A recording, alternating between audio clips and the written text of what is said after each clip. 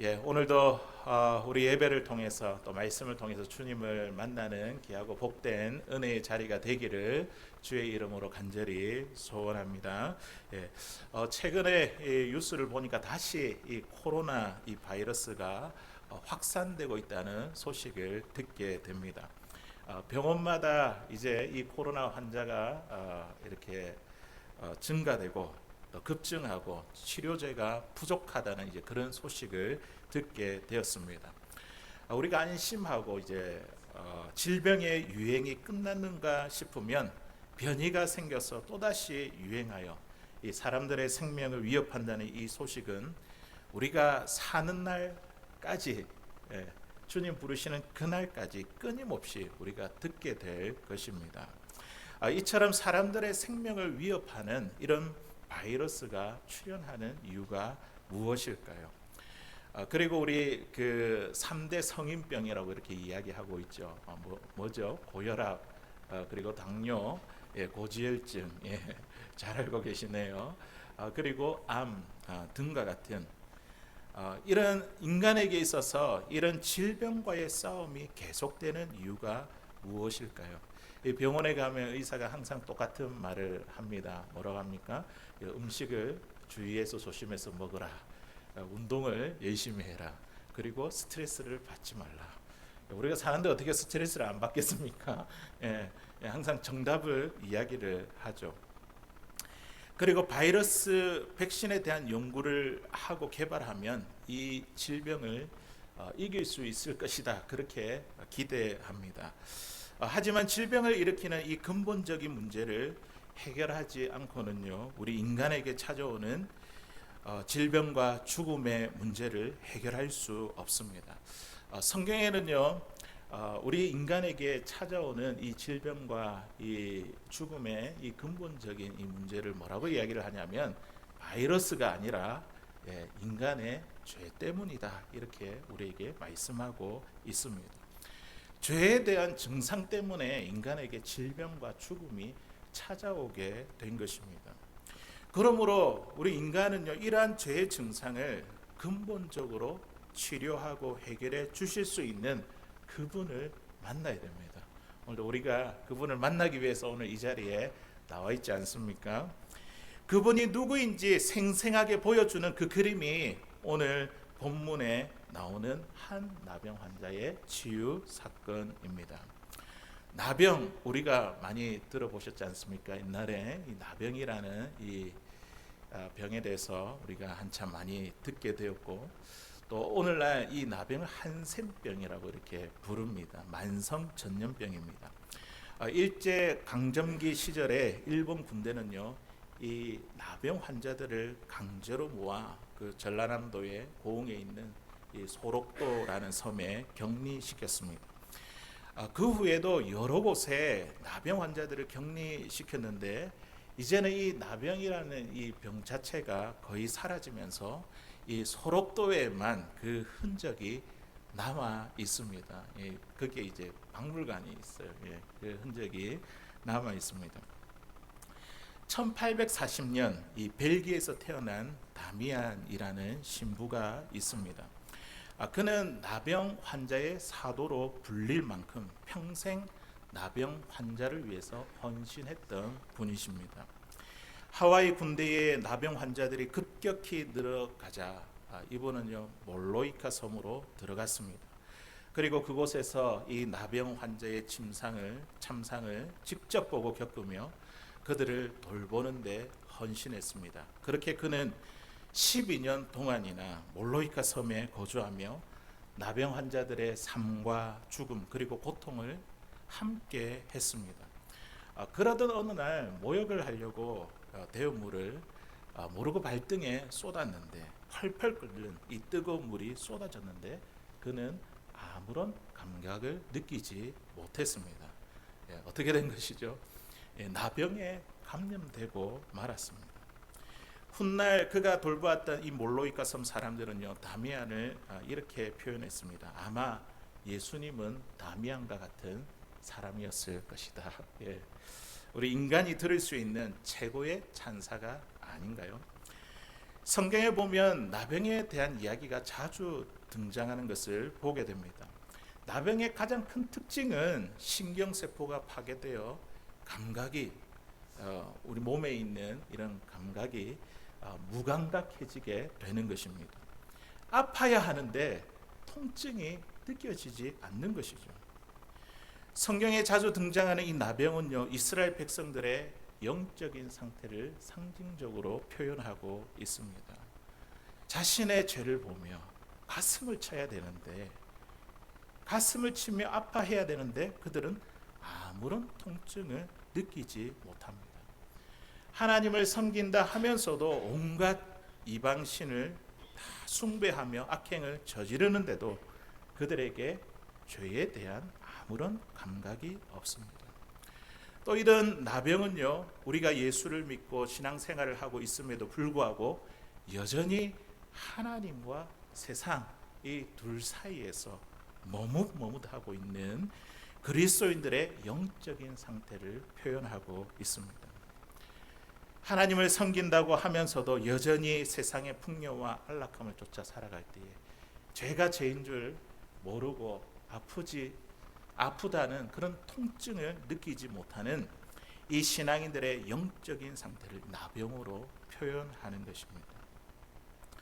오늘 본문에 보면 한 나병 환자가 예수님께 찾아갔습니다. 아주 가까이 갔죠. 아주 절박한 심정을 가지고 예수님이면 안 된다, 그런 절박한 마음을 가지고 예수님 앞에 나와 엎드렸습니다. 우리 40절에 있는 말씀입니다. 우리 같이 한번 읽어보도록 하겠습니다. 시작. 한 나병 환자가 예수께 와서 꿇어 엎드려 간구하여 이르되 원하시면 저를 깨끗하게 하실 수 있나이다. 아멘. 정말 절박한 심정을 가지고 예수님 앞에 와서 가까이 가서 꿇어 엎드려 간청했습니다. 그때 당시 나병에 걸리면요, 매우 고통스러운 생활이 시작되었습니다. 율법에 보면 나병 환자는 어떻게 해야 된다고 이야기를 하고 있습니까? 옷을 찢고, 그리고 머리를 풀며 윗입술을 가리고, 만나는 사람들마다 부정하다 이렇게 2번 외쳐야 했습니다. 그리고 가족들과 공동체와 함께 사는 것이 아니라 진 밖에서, 성 밖에서 격리되어 살아야 했습니다. 나병은 육체적인 고통과 함께 사람들과 떨어져야 되는 사회적인 고통까지 함께 받아야 했던 무서운 질병이었습니다. 오늘 본문에 나오는 이 한 나병 환자, 이 환자를 보십시오. 사회활동이나 대인 접촉이 금지되었음에도 불구하고 그는요, 예수님 앞에 가까이 나아갔습니다. 그런데 예수님은 의사도 아니고 제사장도 아니지 않습니까? 많은 사람들이 예수님의 말씀을 듣기 위해 예수님 앞에 이렇게 군중들이 몰려 있었을 때에 나병 환자가 그 자리에서 엎드리게 됐을 때 사람들이 이제 다 봤잖아요. 이 나병 환자가, 아니 이 나병 환자가 왜 여기에 있지?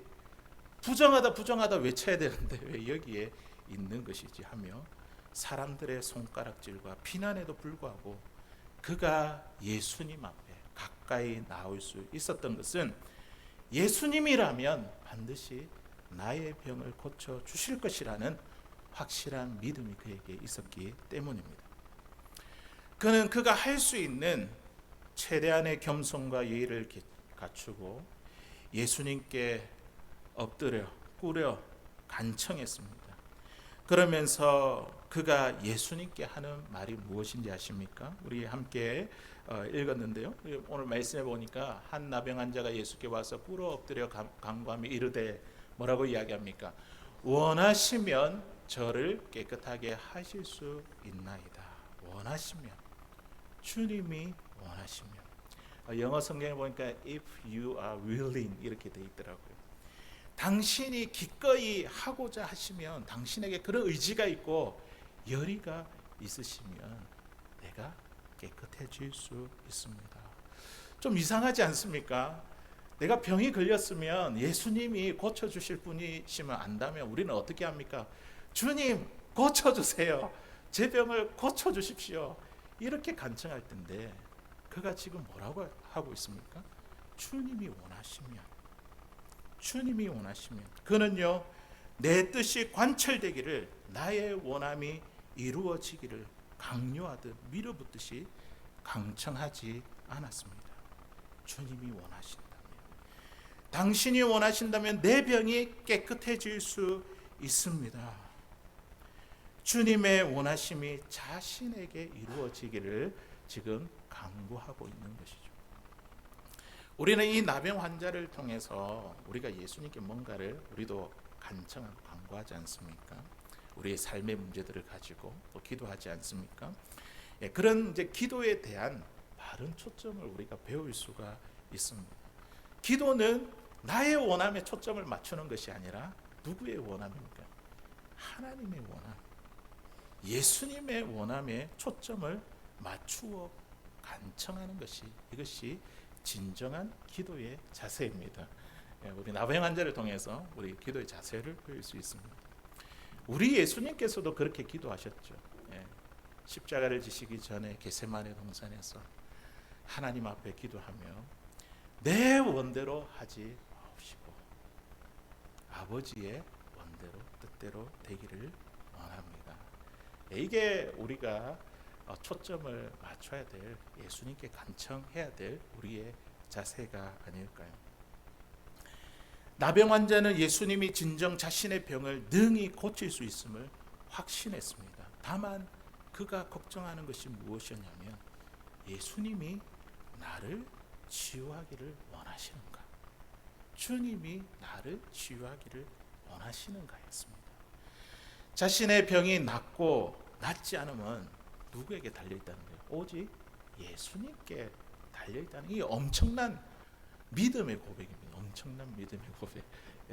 그냥 내 문제를 해결해 주십시오 이게 아니라 주님이 원하신다면, 예수님이 원하신다면, 우리도 주님 앞에 우리가 기도하고 간구할 때에 이런 모습으로 주님이 원하신다면, 이런 초점으로 예수님께 간청하게 되는 사랑하는 저와 여러분들 될 수 있기를 바랍니다. 도대체 이 나병 환자의 이런 믿음이 어디서 나온 것일까요? 그가 어떻게 이 치유에 대한 분명한 확신을 가지고 예수님 앞에 이렇게 가까이 나가게 되었을까요? 그 힌트는요 마태복음에 기록되어 있습니다. 이 똑같은 이제 본문이 마태복음에도 있고 누가복음에도 있습니다. 마태복음 5장에서 7장에 있는 말씀을 보면요 예수님의 산상설교, 산상수훈이 기록되어 있습니다. 우리가 예수님을 믿는 사람이라면, 하나님의 백성이라면 어떻게 살아가야 될지 그 가르침을 주고 있는 게 산상수훈이죠. 산상설교죠. 예수님은 산에서 수많은 청중들에게 하나님의 나라의 비밀을 하나씩 풀어주셨습니다. 그리고 산상설교를 마치신 예수님 앞에 예수님의 설교를 듣던 청중 한 사람이 나옵니다. 그 사람이 누군가 하면 바로 오늘 본문 속에 등장한 나병 환자입니다. 우리 마태복음 8장 1절에서 2절까지 있는 말씀 우리 같이 한번 읽어보도록 하겠습니다. 시작. 수많은 무리가 따르니라. 한 나병 환자가 나와 절하며 이르되 주여 원하시면 저를 깨끗하게 하실 수 있나이다 하거늘. 아멘. 나병 환자도 수많은 무리 중에 한 사람으로서 예수님의 말씀을 들었습니다. 예수님의 말씀을 듣다가 예수님을 그리스도로 보는 눈이 열리게 되었습니다. 예수님이 하나님께서 보내신 메시아구나, 그리스도구나, 그것을 보는 눈이 열어졌습니다. 예수님이라면 나의 병을 반드시 고칠 수 있는 분으로 믿게 되었습니다. 예수님의 말씀을 들으면서 내 병과 내 문제와 그것으로 인한 두려움보다 예수님이 더 크신 분으로 보게 되었습니다. 나병 환자의 이런 믿음은 도대체 어디서 나온 겁니까? 어디서 나왔을까요? 바로 예수님의 말씀을 들음에서 나왔습니다. 성경에 이렇게 말하잖아요. 믿음은 들음에서 나오고 들음은 예수 그리스도로 말미암느니라. 주님의 말씀을 들으면 그 자리에서 우리에게 믿음이 생깁니다. 믿음이 나옵니다. 나병 환자에게 똑같은 그런 상황이 적용된 것이죠. 예수님의 말씀을 듣고 그분이 누구인지 보게 되는 눈이 열렸습니다. 이스라엘을 이끄는 여호수아가 가나안 땅을 정복하기 위해 여리고 성에 정탐꾼 둘을 보냈습니다. 그때 여리고 사람들이 이제 소문을 다 들었죠. 이스라엘 백성들 우리에게 쳐들어 공격하려고 한다. 이 이스라엘 군대를 막기 위해 칼을 들고 준비하는데 오직 한 사람, 기생 라합만이 믿음으로 이스라엘 군대를 받아들입니다. 여호수아 2장 10절에서 11절에 있는 말씀에 보니까 이 라합이 어떻게 믿음이 생기게 되었는지 한번 보십시다. 우리 같이 한번 읽어보도록 하겠습니다. 시작. 이는 너희가 애굽에서 나올 때에 여호와께서 너희 앞에서 홍해 물을 마르게 하신 일과 너희가 요단 저쪽에 있는 아모리 사람의 두 왕 시온과 옥에게 행한 일 곧 그들을 전멸시킨 일을 우리가 들었음이니라. 우리가 듣자 곧 마음이 녹았고 너희로 말미암아 사람이 정신을 잃었나니 너희의 하나님 여호와는 위로는 하늘에서도 아래로는 땅에서도 하나님이시니라. 아멘. 여리고에 있던 이 기생 라합이 어떻게 믿음이 생기게 되었습니까? 그가 들었다는 거죠. 무엇을 들었습니까? 하나님이 어떤 분이신지, 애굽에 나올 때 홍해를 가르신 분, 아모리의 두 왕을 전멸시키신 분, 그것을 듣고 마음이 녹아내렸다 했어요. 들었다는 것. 라합의 믿음도 하나님에 대한 이야기를 들음에서 비롯되었습니다. 그러므로 우리는요, 자꾸만 하나님의 말씀을 들어야 됩니다. 말씀을 듣는 자리에 우리가 있어야 됩니다. 하나님의 말씀은 생명력이 있기 때문에 우리의 마음속에 뿌리를 내리고 그것이 자라서 언젠가는 꽃을 피우게 됩니다. 언젠가는 성령께서 그 말씀, 우리 내재되어 있는 그 말씀, 성령의 도우심으로 그 말씀이 깨달아지고 믿음이 자라는 순간이 저와 여러분들에게 오게 될 것입니다. 그러니까 우리는 끊임없이 해야 될 것은 말씀 안에 거하는 것이죠. 사랑하는 성도 여러분, 우리는 지금 우리 신약 성경 공동체 성경 읽기 가운데 있습니다. 우리가 처음에 스타트를 시작할 때 이제 모세오경을 우리가 다 이렇게 했지 않습니까? 원독을 하고 이제 신약을 하는데 이 시간이 이제 점점 길어지니까 이렇게 습관이 잡힌 분이 있는가 하면 또 이렇게 하루 이틀 이렇게 빠지면요 밀려가지고 막 하기가 싫어져요. 포기하는 그런 현상도 우리에게 나타나는데요. 그런데요, 지나버린 거 다 잊으십시오. 지금이 중요해요. 지금이 내가 말씀 안에 거하려고 하는 거. 통독하다가 며칠 밀리더라도 지난 분량을 생각하지 말고 오늘 또다시 시작할 수 있기를 바랍니다. 오늘 본문이 어디죠? 갈라디아서 5장. 와, 다 알고 계시네. 오늘 다시 시작하면 됩니다. 우리 말씀 묵상도 마찬가지죠. 8월이 이제 시작된 지가 우리 10일이 지났는데 아직까지 내가 큐티 책 한번 열어보지도 못했는데 걱정하지 마세요. 오늘부터 하면 됩니다. 오늘부터 본문을 읽고 한 구절이라도 한 단어라도 붙잡고 묵상해 보십시오. 하나님이 내게 원하시는 것이 무엇인지 우리가 자꾸만 들으려고 한번 해 보십시오. 그러면요, 하나님이 우리에게 그 하나님을 신뢰할 수 있는 믿음을 우리에게 주십니다. 우리가 갖고 있는 두려움보다, 문제보다 크신 하나님을 보게 하십니다. 말씀에 순종할 수 있는 믿음을 우리에게 주십니다. 하나님의 말씀은 우리의 믿음이 자라가게 만드는 생명력이 있습니다. 우리 나병 환자가요, 예수님께 자신의 치료를 강구할 때 오늘 뭐라고 이야기를 하고 있냐면, 아까 원하시면 이렇게 했잖아요. 그리고 나서 주님이 원하시면 깨끗하게 하실 수 있습니다. 좀 표현이 이상하지 않습니까?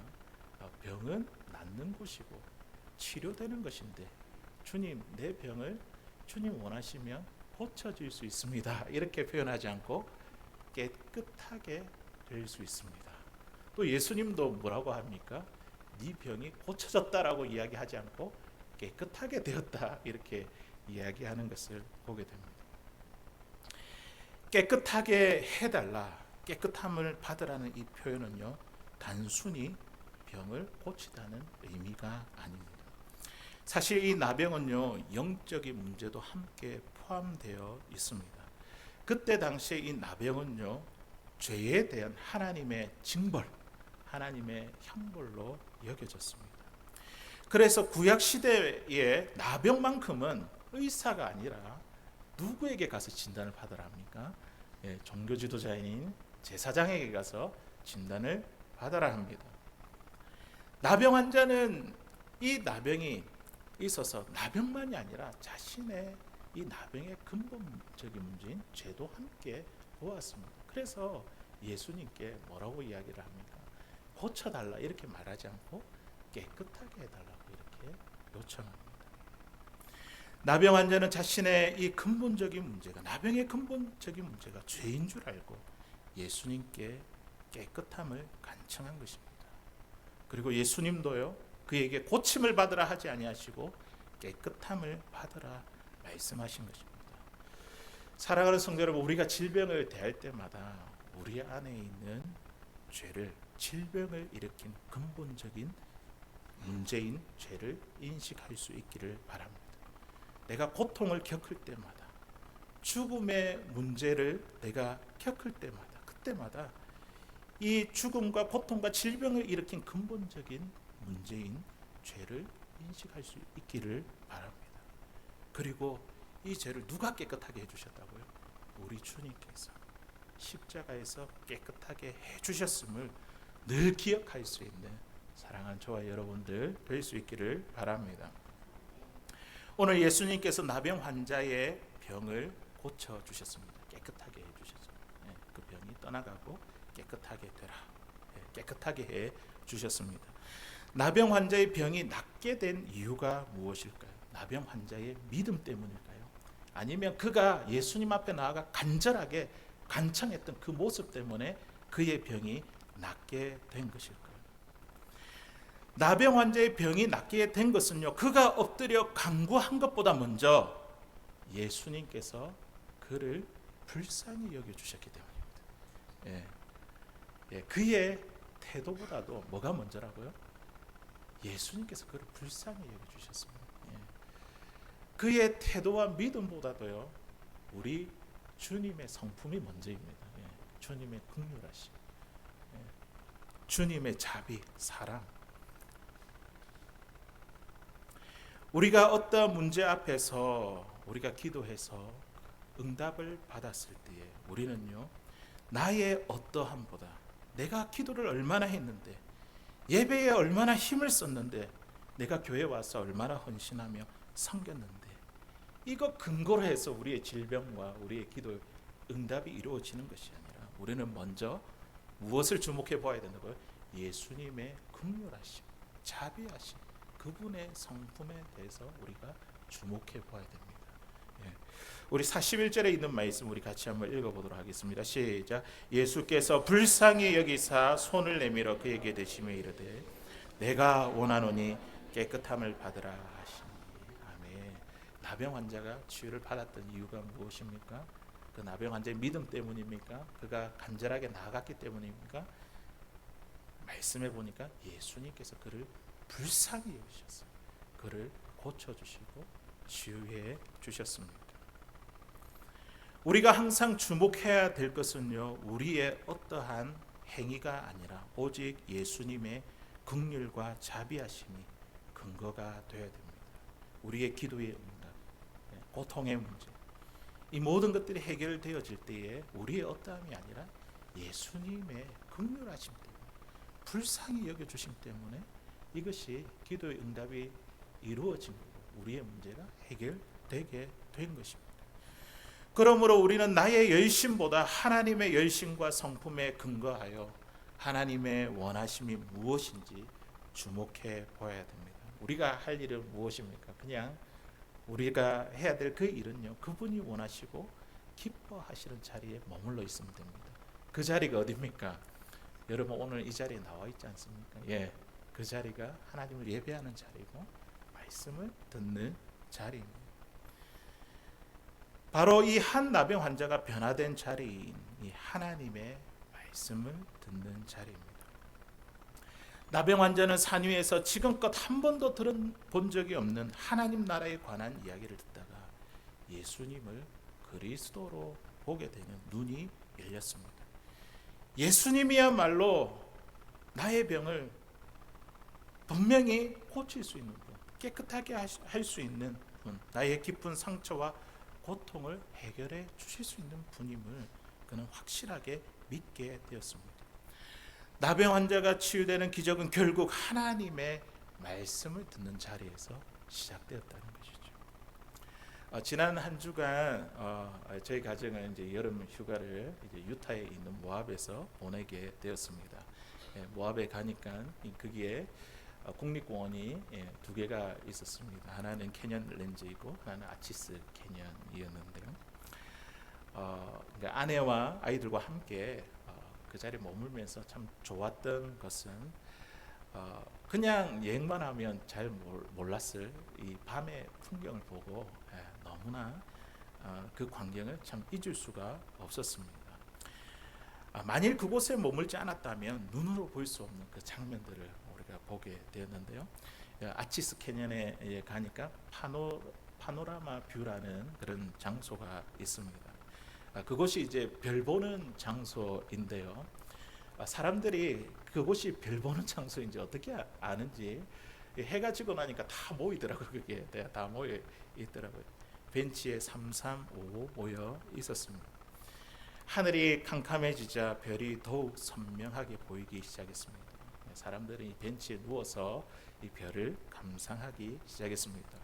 저도 저희 아내도 우리 아이들도 벤치에 누워서 하늘을 보았더니 수많은 별들이 쏟아지는 이 장관을 보게 되었습니다. 만일 우리가 그 자리에 없었더라면 보지 못할 이 밤하늘의 풍경을 보게 되었습니다. 만일 오늘 이 나병 환자가 예수님이 말씀하시는 그 자리에 없었다고 한다면 주님을 몰랐겠죠. 주님이 어떠한 분이신지, 메시아인지 그리스도인지. 그가 말씀하는 자리에 있었기 때문에 이 나병 환자가 예수님이 일으키는 기적을 체험할 수 있게 된 것입니다. 믿음은 어디서 나온다고요? 들음에서 많이 들어요. 주님이 원하시는 이 말씀의 자리에 있기를 힘쓰시오.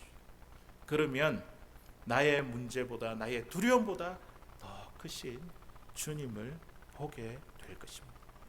주님의 긍휼하심으로 우리의 문제를 만지시고 치료하시며 회복시켜 주시는 그 기적을 체험하게 될 것입니다. 이제 마지막으로 예수님은요, 고침을 받은 나병 환자에게 이렇게 명령하셨습니다. 그냥 고치고 끝난 것이 아니고 44절에 있는 말씀에 보니까요, 우리 같이 한번 읽어보겠습니다. 시작. 이르시되 삼가 아무에게 아무 말도 하지 말고 가서 내 몸을 제사장에게 보이고 내가 깨끗하게 되었으니 모세가 명한 것을 드려 그들에게 입증하라 하셨더라. 아멘. 예수님께서 나병 환자를 고치시고 또 깨끗하게 하신 다음에 어떤 명령을 하셨습니까? 제사장에 가서 이 몸을 보이라는 거죠. 그리고 나서 모세가 명한 것을 드려 그들에게 입증하라 이렇게 말씀하셨습니다.